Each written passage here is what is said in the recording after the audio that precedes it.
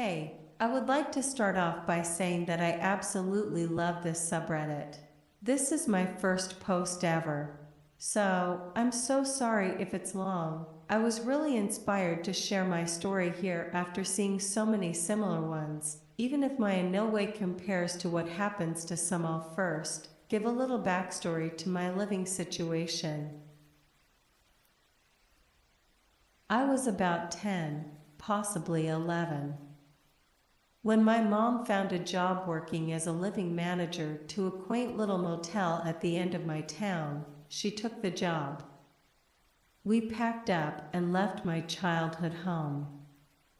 When we first moved in, it was a disaster hole everywhere. Certain parts of the house smelled horrible. We later learned this was because the old manager, Steve, was a drug geek, and his wife was making and dealing meth out of there. A couple months into living there, we had sort of fixed up the place and made it livable. At this point, my mom was working full-time at the desk.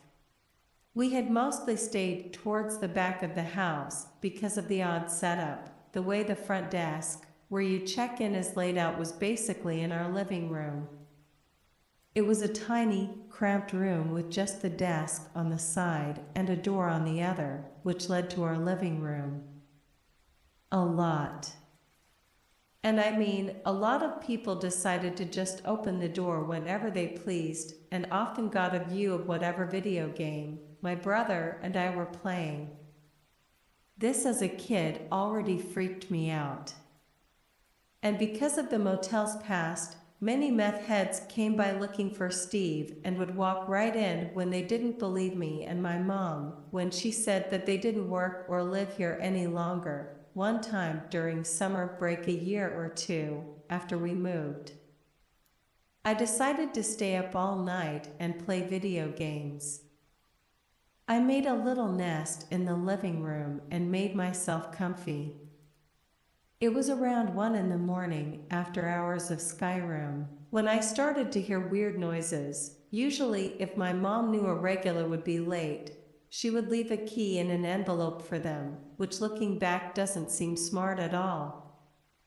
I hear talking. It sounded like two men speaking a different language. I figured that's what they were doing and would leave in a second, but they never did. The talking continued for 10 minutes before I started to hear them pull on the door. First, it was gentle as if they were testing it. As they continued, it seemed to get more frantic, and I could almost hear grunting. Soon, it was full on banging on the door. I was confident that my parents would hear it, but their room was all the way in the back of the house, which was about 3 hallways down. So, after a minute, I figured I was screwed and was probably going to die. I was a super paranoid kid. The banging stopped. And after a few seconds, I started to hear tapping at the window behind the desk in the house. I saw clearly ahead from behind the curtain. The windows were high up, and he looked to be stretching up to get it. He started to yank on the window, trying to break it open. When he was doing this, I saw movement at the screen door in the kitchen. At this point, I was absolutely shitting myself.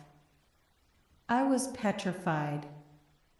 I'm guessing the guy who was at the desk door had now circled around to the screen door while his buddy was prying at the window. He jabbed the doorknob back and forth. And after a second, resuming what he was doing earlier, and now banging on that door full force. For some reason, through my fear, I decided to try and be a ninja to up my sneak level. Of course, an army crawl into the little office part connected to the desk. There was a key dropout where people could just shove their keys into when they checked out. That was basically just a hole on the wall. I popped up all while they were still banging on the door and grabbed a pencil to lift up the flap. I don't know what I expected to see. They were clearly at the side of the house, but I just had a horrible feeling like I was being surrounded. Turns out I was right. When I lifted it, I saw two more men standing at the door, hands in their pockets. I immediately closed it and almost cried. During this, I failed to notice the hallway light turn on, and my parents emerged looking very distraught. As soon as my dad turned on the kitchen light and shouted, "What the fuck?" all the noise stopped, and the guys took off. I could hear one of them shout something, and then nothing, just complete silence. After I told my parents what happened the best I could through hysterics, they called the police. The police showed up around an hour later and took the report. It didn't seem like this happened to anyone else in the town, but they seemed to think it was some Mexican workers who came up for the hops farms. And maybe didn't understand that we were closed. I don't know. It seems like they were just kind of race blaming, but I never really got an explanation of that night. All I know is that they didn't seem friendly, and I don't know what they would have done if they got in. So, to those 4 mystery men outside my house, let's not meet. I'm an 18-year-old female and just started a job at a hotel a little over a month ago as a housekeeper. The hotel is located in the very rural Midwest, not a super busy hotel, except for the occasional family reunions checking in and the few workers passing through the state. Many of the people who come through are older, 40s, 50s, and upwards. When I first started, my parents had told me to be careful because the hotel was sketchy. I never really found it to be sketchy or the people passing through to be until one day about 2 weeks ago. I had just clocked in around 10:30 and headed down to the end of the hall opposite of where the lobby was to start on my stayovers, the rooms where people stayed more than one night. At the end of the hall, there were 4 rooms tucked into almost a corner. I want to say you can't really see the doors to these rooms until you reach the end of the hallway. There are 2 rooms on one side, 2 on the other. I was grabbing all the supplies I needed to do the stayover when a man, another stays over, came out of one of the 4 rooms and asked how to work the coffee machine. He was about 3 times the size of me, 6'3", around 300 pounds, whereas I am 5'3", and about 120. Didn't seem like a big deal or weird. I'm pretty friendly and outgoing and can make a little small talk. I went back to cleaning the other room and minding my business when he comes out again to tell me that his room didn't need attending to. I figured so, and was glad that there was another room I could check off my list. My manager had come down the hall to strip a room that had checked out, and I turned down the hall to go strip another room.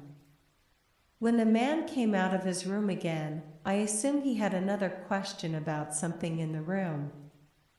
So, I turned around to speak to him. He asked, "Aren't you scared to do your job?" and I replied, "No, not really, since I rarely ever have any interaction with guests as a housekeeper." He then went on to say that I was awfully pretty, and I needed mace or a weapon to protect myself. And I showed him my car keys that I kept in my pocket for that exact reason. The conversation at first wasn't really off-putting, but when I realized what he was getting at, my body flooded with anxiety, he then said, "I don't think the car keys are enough." You're small and could get easily snatched up. And in that moment, I went into the room. My manager was in across the hall and waited for him to go back into his room before continuing my job as normal as possible. That experience really shook me up. And I sat in another room down the hall for about an hour crying and having anxiety attack because I thought this man would try to find me in whatever room I was in and kidnap me. To the man who stayed in room 131 a few weeks ago, let's not meet. In late 2020, I was working at a chain hotel off the interstate. I won't say which hotel, but it is the major brand. I was training a coworker for the night audit shift. She and I are both female, mid-20s, around 3 a.m. after all the paperwork for the day was done. I decided to show her the different room types, starting with the largest suite up on the third floor. Upon arriving on the third floor, we got off the elevator, started walking down the hall, and noticed a man who was sweating profusely, just standing in the doorway of his room. He definitely seemed intoxicated at the least. We walked by him, greeting him as one does and get no response. The fear was suddenly palpable. We went to get to the suite. I'm showing her. And as soon as the door shuts, I say that the guy is giving me a weird vibe. I don't think we should walk past him again to get to the elevator and suggest that we instead continue down the hall to the stairs. As soon as we exit the room, we immediately notice the man is not only back in his room, but facing us and watching us. I whispered to her, "Girl, take your shoes off. We're going to run down the steps and out to the parking lot." Okay. She agrees, and we take our shoes off at the top of the stairwell and bolt down the steps and out to the parking lot. We enter back into the building and run into the office and check the cameras. Sure, enough that man had followed us down the steps and was now looking for us in the hallway and by the door to the parking lot. We check the reservation, tied to the room number, so I can inform my manager and tell them to place the person on the do not rent list. All I remember was that his name was extraordinarily normal, so unforgettable. It could have been John Smith. Jump forward to late 2021. And I turn on the local news and see this man who followed us down the steps that night. His name was Anthony Robinson, now dubbed the shopping cart killer, who killed 2 women in Harrisonburg. And 2 more that we know of in northern VA. He is known to have utilized hotels to meet and victimized women that he was communicating with online. This was my only close encounter, and definitely creepy in hindsight.